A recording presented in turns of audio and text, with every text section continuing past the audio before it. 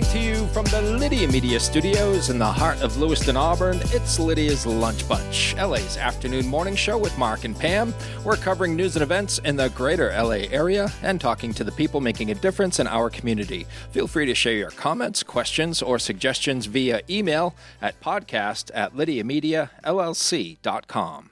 Today's show is brought to you by Ruper's Beverage and Redemption. When it comes to beer, wine, and spirits, don't botch it, squatch it. At 4 locations in Lewiston, Auburn, and Oxford. Learn more at rupersbeverage.com, and remember, the party starts at Ruper's. Today, we have the pleasure of being joined in studio by the Executive Director for New Beginnings, Chris Bicknell. How are you doing, Chris? I'm doing great, thank you. Excellent. Thanks for joining us. And the Director of Development and Community Relations for New Beginnings, Zakk Maher. How you doing, Zakk? I'm good. Thanks to the both of you for coming in today. We're going to learn a lot about New Beginnings, serving runaway and homeless youth and their families since 1980. Before we get there, let's take a look at some headlines for Thursday, August 27th. The Sun-Journal reports that Central Maine Medical Center is sending some patients elsewhere for surgery after the state identified an issue with the sterilization equipment used for its operating rooms. The hospital does not know when the full range of surgical services will be restored and is coordinating care based on clinical urgency. Maine gubernatorial candidate Bobby Charles is asking the federal government to send the U.S. Immigration and Customs Enforcement to the polls in Maine on Election Day. Legally, federal officers are not able to be within 250 feet of polling locations. Maine Secretary of State Shenna Bellows says federal agents will not be allowed at the polls. Maine Attorney General Aaron Frey announced that Maine will receive at least $56 million from Meta, the parent company of Facebook and Instagram, as part of a $17.1 billion settlement that resolves claims made by 47 states, the District of Columbia, and 3 U.S. territories. The case sought to hold Meta accountable for the role its platforms played in undermining children's mental health. And the Auburn Fire Department will honor the 25th anniversary of 9/11 on September 11th at 8:15 a.m. at Festival Plaza on Main Street. Now it's time for the weather. Rain or shine, it's all okay. Grab your uke and start the day. You don't need perfect skies above. Hey, just a song and a little love. Mostly cloudy today. We'll have a high of 79 and a low of 59. Cloudy tomorrow with some late afternoon sunshine, high of 80 and a low of 63. Sunshine returns on Saturday with a high of 76 and a low of 55. In sports, the Red Sox lost to the Miami Marlins 4-0. What? Yeah, you can't win them all. All right. Right? But they are off today and will head to New York for a 4-game series against the stinking Yankees starting tomorrow night. Central Maine Community College men's soccer lost to Husson College 9-0. That is your news, weather, and sports. And right now it's time for the podcast segment that is sweeping the Twin Cities. It's time for famous people birthdays. They're famous. It's their birthdays. It's famous people birthdays. It's famous people birthdays. Let's take a look at FPBs for August the 27th, shall we? Sure. All right, we'll give it a shot.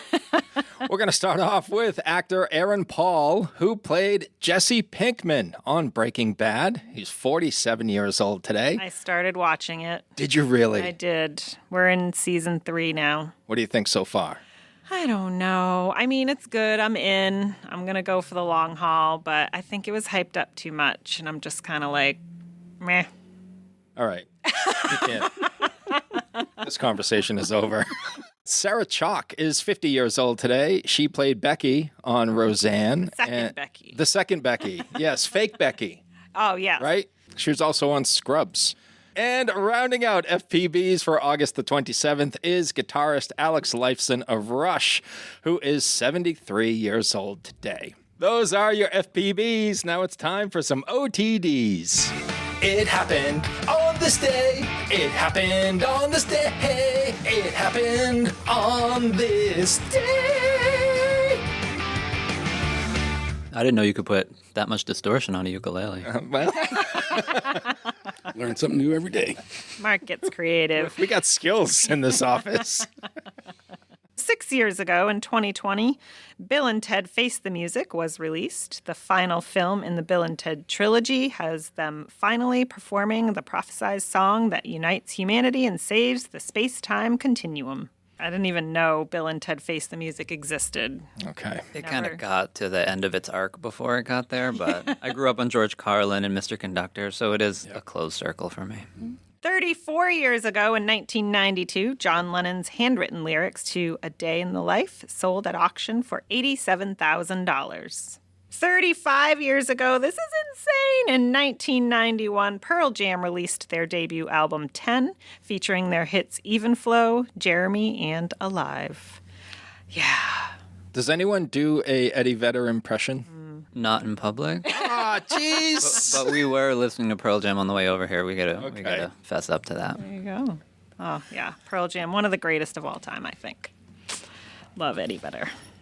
44 years ago in 1982, Rickey Henderson of the Oakland A's stole 4 bases in a game to break Lou Brock's record of 118 steals in one season. Rickey ended the season with 130 stolen bases. He retired from baseball in 2003. One of the greatest to ever do it. Wow. In 1982 and to 2003, that's a long stretch. Yeah, he had a cup of coffee with the Red Sox, too, in the twilight of his career. All right. 71 years ago in 1955, the first edition of the Guinness Book of World Records was published. Those are your FPBs and OTDs for August the 27th. Whether you want a sit-down meal or a grab-and-go, Pat's Pizza in Auburn offers delicious sandwiches, pasta, salads, and pizza at family-friendly prices. Pat's Pizza, serving the L.A. area since 1985. Open daily from 11 a.m. to 9 p.m. at 85 Center Street in Auburn. Online at patsauburn.com. Looking for a vehicle, but don't love the car shopping experience? At K&R Auto Sales on Center Street in Auburn, Frankie Campbell is known as your friend in the car business. That means no pressure, honest conversations, and helping you find the right vehicle for your budget and your life. Stop by K&R Auto Sales today and see how easy buying a car can feel when you've got a friend on your side. And now we shift focus fully to our guests in studio, Chris Bicknell and Zakk Maher from New Beginnings. Before we get into New Beginnings and what it's all about, I'd love to get a little bit of background on the both of you and how you came to your current positions. I will start with you, Chris. Sure. I've been doing similar work my entire career. I have a master's degree in art therapy, and I've been working with young people in crisis since the mid-'80s, and this was just a natural evolution for me to come to New Beginnings in a leadership role. Wonderful. And Zakk? I've been working in community development for 15 years. Started at Community Concepts almost 15 years ago.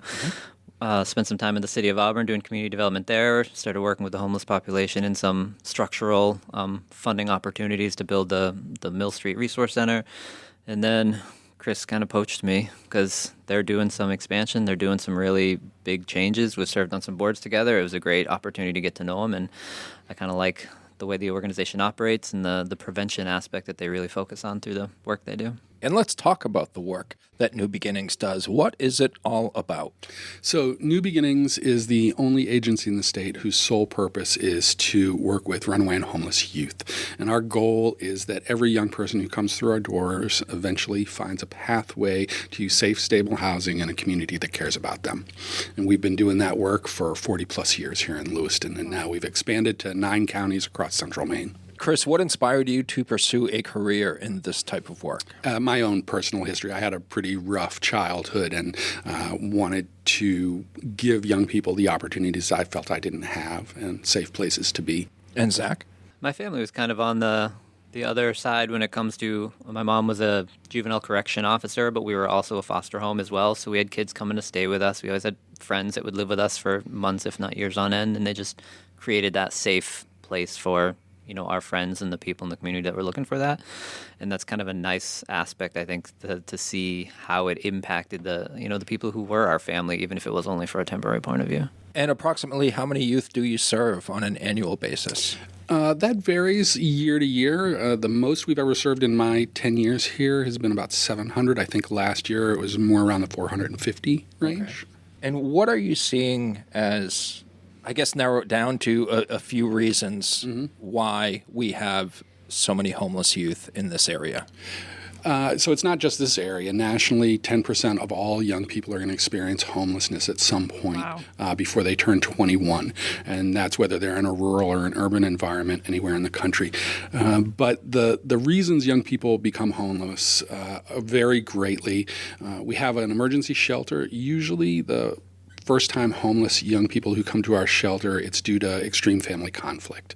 And so that is often a family that has been struggling with several things going on, with mental health issues in the family, substance use issues in the family, poverty, and family conflict.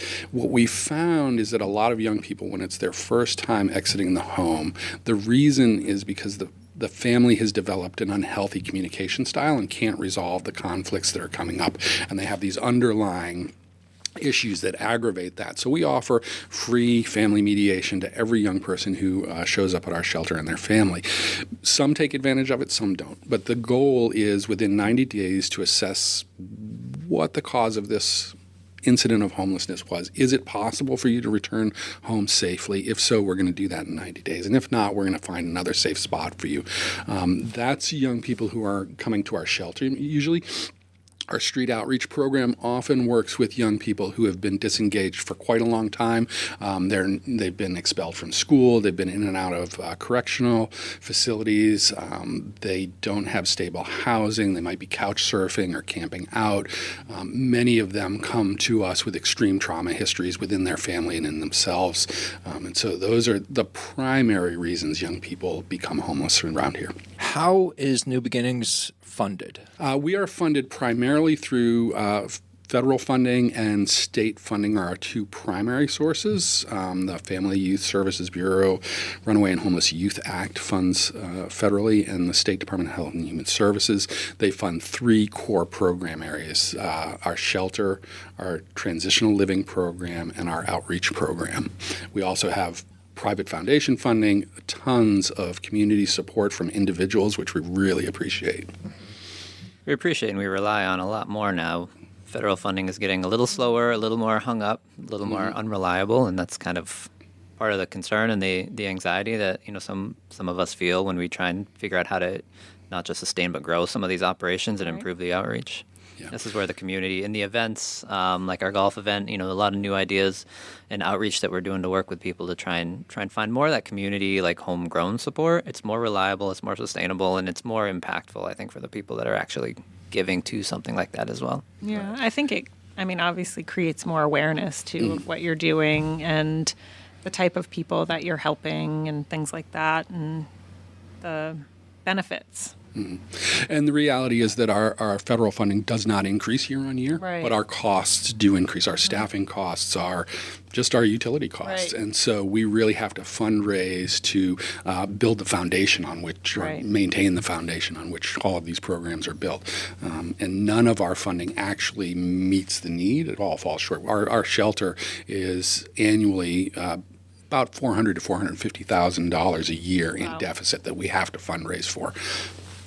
And that's just one of the programs. Yeah. What does your staffing look like right now? So I think we currently have just under 50 employees. And we operate, so our emergency shelter is a licensed facility, so it operates 24 hours a day, and it has required staffing ratios under its license. So that is one of the reasons why it is so expensive to operate an emergency shelter for children. You really have to have a high degree of supervision and accountability. Do you accept volunteers? Do you have a volunteer program? We do not accept volunteers in our youth-facing programs usually because, again, we are a licensed program and it takes about 40 hours of training to volunteer for us just to be in a youth-facing space.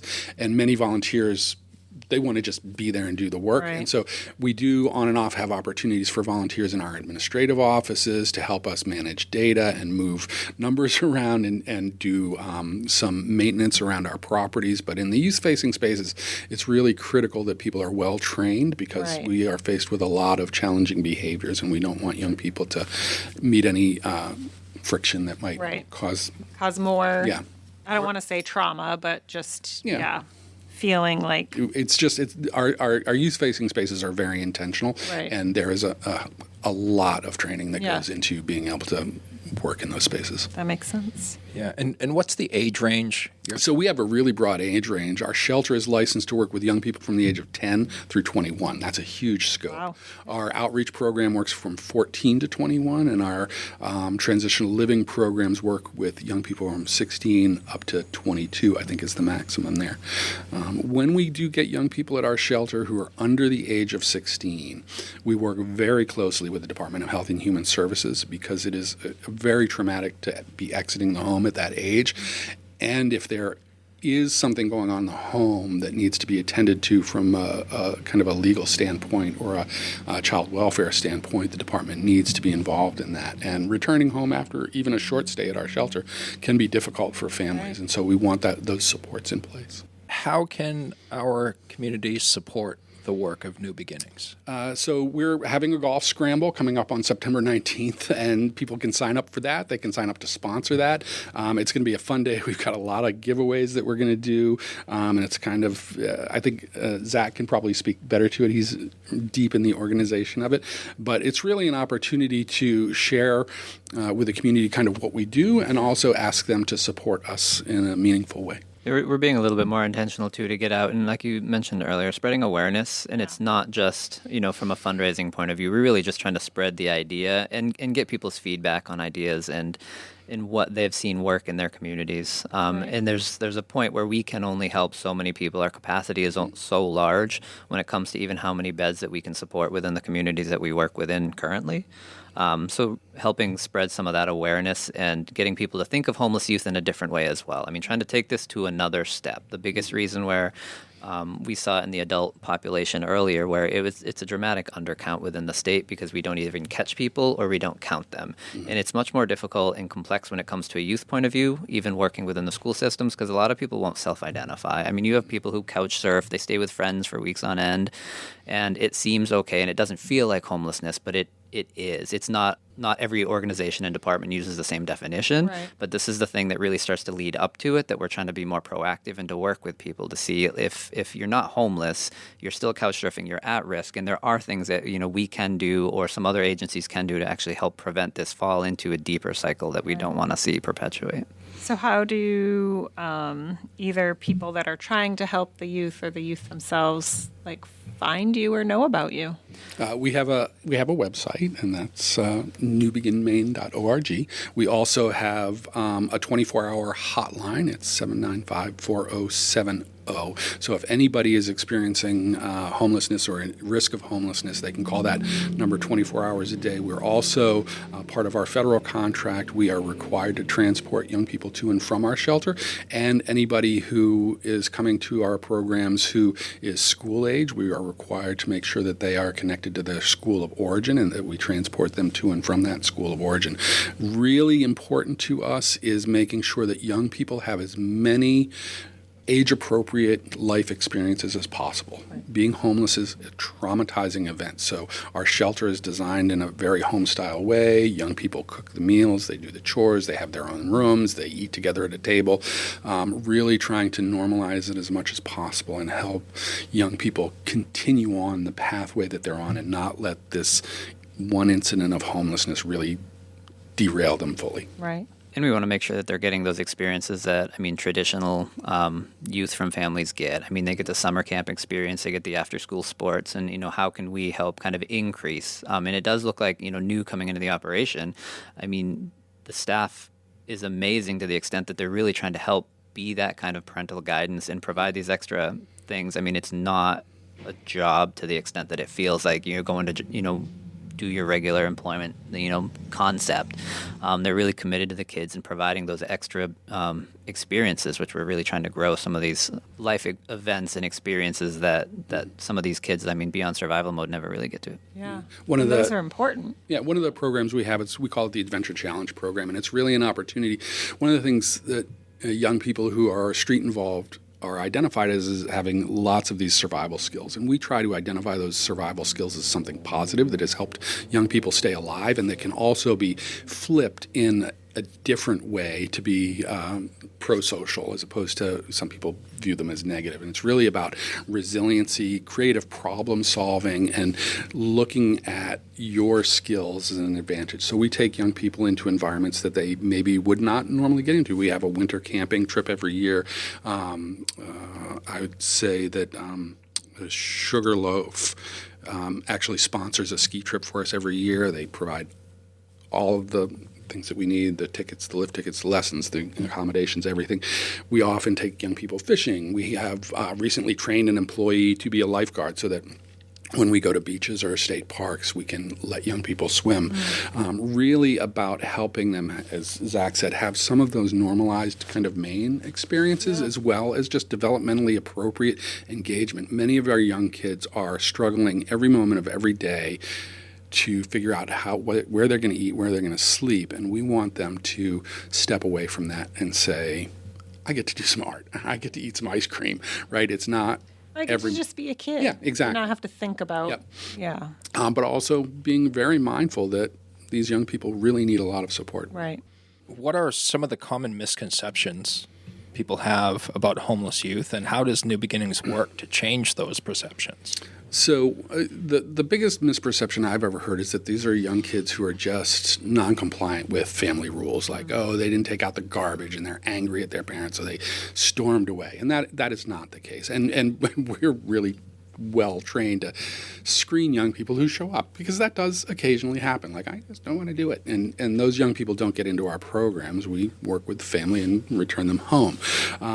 And there are also a lot of stereotypes about homelessness, but those are usually about adult homelessness, and people kind of project those onto young people. But if you saw a group of, like a soccer team walking down the street, rowdy young kids, they're making noise, and they all look the same, you cannot tell which one of those young people is a homeless youth. It's the same if it's a group of young people exiting the high school, and there's 10 or 15 of them. One of them's probably going to be struggling with housing insecurity or homelessness, and you can't tell by looking at them, because they may not identify that way, and also, even if they do, they come to our shelter and they know they're sleeping in a homeless shelter, they don't want their peers to identify them that way. And so they blend as well as they can, right? And that is another added challenge to them, is not looking or appearing different from their peers, because it's developmentally appropriate for young people to be a part of a group and not be separate or different. To build off the point, I mean, you look at what New Beginnings puts out. Even in last year, 83% of the kids that left the program went back, housing reunification with the original household, or they moved on to permanent structured housing. Like, that is something that when people, I think, talk about homelessness in a broader base, they really feel like it's a terminal case.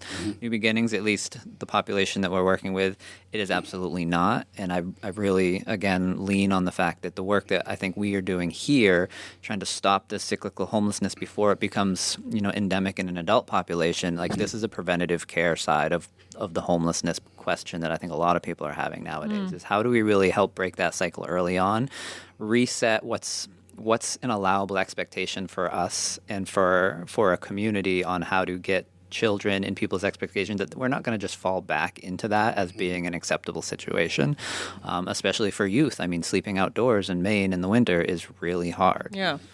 And we are really proud of that 83%. I was going to say, that's a big number. It is impressive. A big number. And so, but it also points to the fact that for this age group, homelessness is episodic and can be solved, right? We can solve youth homelessness. But there is 15% of the young people that we work with have developing chronic mental illness, they may have developmental disabilities, they may have trauma, and those issues may be impactful on their lives throughout their lives. And so with those young people who we are unable to place in permanent housing at the moment they're with us, it's setting them up with the resources that are going to make it less likely for their homelessness to recur over time, so that if they need mental health treatment, they've got that in place. If they need substance use treatment, they've got that in place. So you're helping them identify exactly what their higher level needs are that will prevent them from ongoing homelessness throughout their adulthood. Because we do know that about 80% of the adult homeless population first experienced homelessness in childhood. So if we can intervene and prevent that second or third episode of homelessness in adolescence, we are reducing the pipeline to adult homelessness. I just want to get back to how our community can support your mission. Do you accept donations like housewares and hygiene items? Yeah, we do. And so we house a lot of young people every year. And so they're moving through our transitional living programs and eventually matriculating into their own housing. But when they go into our transitional living housing, they're young people. They don't have furniture. They don't have sheets, towels, blankets, cleaning supplies, pots and pans, all of those things. So we supply all of that for young people. And we do rely heavily on donations for some of those apartment living things, because if you're getting a new set of, Calphalon pots, give us whatever the ones you're getting rid of are. Right. We'll take those. The only thing we don't take really is used linens and bed sheets and things because of bed bugs. But all other used products we take. Hygiene products we take. We need clean, new underwear, male, female, of all sizes, all the time. We can take any of the donations right at the 134 College Street location. You can follow. We have a really Erica is another new hire who's doing amazing with social media outreach, doing the golf event. And you can keep up with a lot of what we're doing right there on Facebook, on Instagram, see what other opportunities do come up to get involved, to donate. We always do reoccurring donations is a smaller, but it's a very impactful part of what it is we do receive from the local community, and that can be set up through her as well. Yeah. We also have a wish list on our website that often gets published on social media as well. So if people are looking for ideas, that wish list will actually take you to an Amazon site where you can click on something that we've pre-selected that we know we need at that moment. So let's say someone doesn't play golf and maybe wants to donate. They can it's at Apple Valley. Yep. They can show up at Apple Valley on September 19th and maybe bring some items that might be absolutely. useful. That would. Yeah. Perfect. Also, shelf-stable food goods, we always need those. Oh, yep. And to be honest, something coming out of the shelter conversation that we have, people do donate a lot. We do a lot of shampoos. What we don't get is products for people with curly hair, and that seems to be something that they're really struggling with. I know a little bit about that. One of the programs that we developed just prior to COVID was we had created a food pantry for young people, because we realized that we provide. At that time, we were only providing 2 meals a day at our drop-in center Monday through Friday, and that young people were experiencing food insecurity over the weekends. So we started providing food boxes that young people could take for the weekends, whether they were in a campsite or they were doubled up in an apartment somewhere. It was kind of like they could pay rent by giving the family food over the weekend. But what we started to notice was about 2 blocks away from our location, those food boxes were sitting on the ground with a couple of items taken out. Because the reality is, in the winter or in the blazing heat of the summer, a young person walking 2 miles with a very heavy box is difficult. So we changed our model, and we now do mobile food pantry on Fridays. You tell us where you need the food, and we will deliver it there, whether it's a campsite in the woods or an apartment or, behind a dumpster somewhere. We will bring you food to get you through the weekend. And that's become a very kind of core piece of what we do, is helping young people to make it through the weekends. We've changed our practice too. We serve meals all weekend as well. But there are still some young people who are living in doubled up situations where this is their way to contribute to the family. So we'll take food donations all the time. Zakk, did you want to highlight the golf scramble? It's at the Apple Valley of My Eye golf course in Lewiston. It's a great 9-hole course for a Saturday scramble. $75 per golfer will put you on a team, $300 for a team. I will be doing the putting contest, so there are ways to win. We are a donation-based organization. And you'll get your 9 holes, you'll get breakfast, you'll get a lunch, and it is going to be a good day. We have already pre-screened the weather a month in advance, so we're all set. And there's going to be a lot of fun prizes and goofiness going on as well. So there are open spots still available for absolutely. people to register? Yep. Great. And how about sponsorships? Are you still looking for those? Or? We are still looking for sponsorships, absolutely. Yep.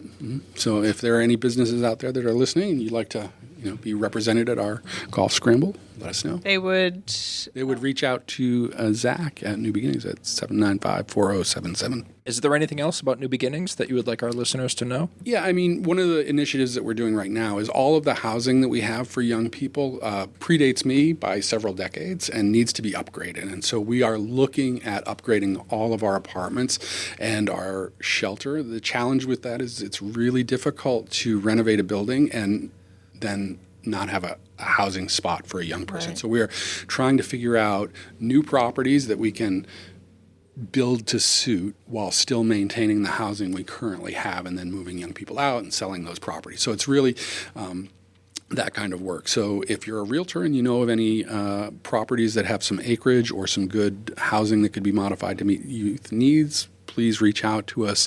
Also, if you're interested in supporting us kind of building out our housing to be more 21st century and meeting better needs of youth, one of the things we found is a lot of our apartments are roommate apartments. And when two young people are coming from crisis situations and you throw them into a roommate situation, maybe they mesh, maybe they don't. Right. We want to give a gamble. Exactly. We want to give young people the option to have a room of their own, maybe some other shared spaces, but not necessarily having a roommate when they're coming to us in crisis and really need to look at themselves only and not deal with other people's business. So that's one of the things that we're trying to resolve there, but also just increasing the quality of the housing that we have, because it is ancient, especially our shelter. It's ancient, and I mean, we do have a lot of youth coming out of the programs that are still going to school. I mean, we had seven going to college. Yeah, 7 going to college this year. And a lot of them are actively employed. And then, I mean, then you have the commute. I mean, as an underage person, no cars, maybe a bike trying to get to their job and back, especially at night in Maine. It's always not going to be easy. So that's really why we're trying to find intentional places that are close to employment bases and close to community colleges and places that people really need to get to. I mean, it's the transportation issue that adults face around here as well. I also really believe that the quality and conditions of your living situation either enhance or take away from your experience of life. I've lived in some really tragically bad apartments, and it's a struggle to come home from a hard job to a really disastrous neighborhood and things going on around you and roommates that are challenging. It makes life that much more difficult. And if your actual housing is substandard, you just don't feel great about yourself. Right. And we really want to let people know we value them enough to have quality housing for them. Dirigo Federal Credit Union is proud to call Lewiston Auburn home. Whether you're buying a house, saving for the future, or growing your business, we're here for you, right where you live. Visit dirigofcu.com and feel the difference of a credit union that truly knows LA. Chris and Zakk, as we warned you at the beginning, we do close out the show with a segment called 3 Random Questions, where Pam and I will ask you questions that have nothing to do with your work. We're just trying to get to know you a little better as members of our community. Chris, we'll start with you. Okay. Chris, would you rather have $100,000 in cash handed to you or flip a coin for a 50-50 shot at $5 million? I'll flip the coin every time. All right. Why is that? Because I have a high tolerance for risk. Okay. And I love the excitement. All right. Zakk, same That was question. a very Mr. Beast question. I think I would actually take the 100, knowing that you can turn that into 5 if you do the right stuff with it. It's true. All right. What's your secret? I haven't figured that part out yet. Okay. Fair enough. He's going to hire a consultant with 25,000 of the 100. Might take a minute to turn $100,000 into $5 million, but yes, possible. We'll start with Zakk on this one. Minus a cat or a dog. Name an animal you would choose as a pet. Could be any animal. Could be a wildlife animal, too. I mean, something that we don't already have. You have lots of pets. We do. Yeah. We do. The most unique one, I think, was probably the Brazilian tarantula. Whoa. That was great. That was my oldest daughter's wish, so clearly they get what they want. I moved into an apartment in college once. Somebody left one of those behind for me. It was lovely. They're valuable. So, do you don't still have this tarantula? No, that was years ago. So, a tarantula spider? Is that what Absolutely not. I grew up in the era when arachnophobia came out. So that is not something I'm going to fall back into. I'd probably go back to raising sheep. We did it for years, and they were great. They were just really expensive. So $100,000, I could afford to have some sheep. Have some sheep. I guess probably a horse. My wife would love to have a horse, and I rode horses when I was a kid, so a horse would be great. Yeah. All right. Horses have a lot of personality. I've heard they're like big dogs. Yes. Just don't walk behind them. Yeah. You just have to know how to walk. If they know you're there, they won't kick you. He doesn't want to get pooped on either. I mean, They will poop on you if you're there. That's not going to stop. well, that took a turn. All right, Chris, final question. Who's your favorite Muppet and why? I have two favorites. Is either Animal or Dr. Bunsen Honeydew. I like Animal because he's just freaking off the rails. And he looks like I felt when I was a kid. And Dr. Bunsen Honeydew is just silliness all over. And Beaker gets a half point. Yeah, Beaker gets a half point because What is Dr. Bunsen Honeydew without his beaker, right? Yeah. Zakk, same question. That was my Beaker response. Actually, I feel like I really connect with his inner monologue, and it really represents what goes through my head most of the day. Okay. Great. Guys, it's been a pleasure. Thanks so much for joining us today. Thank you. Thank you. And thank you for the incredible work that you're doing at New Beginnings. Welcome. Thank you for helping us spread the word. Sure thing. Thanks to Ruper's Beverage and Redemption for sponsoring today's episode. And if you'd like to be part of the Lydia's Lunch Bunch advertising family, reach out to Pam Ashby via email at pam@lydiamedia.llc.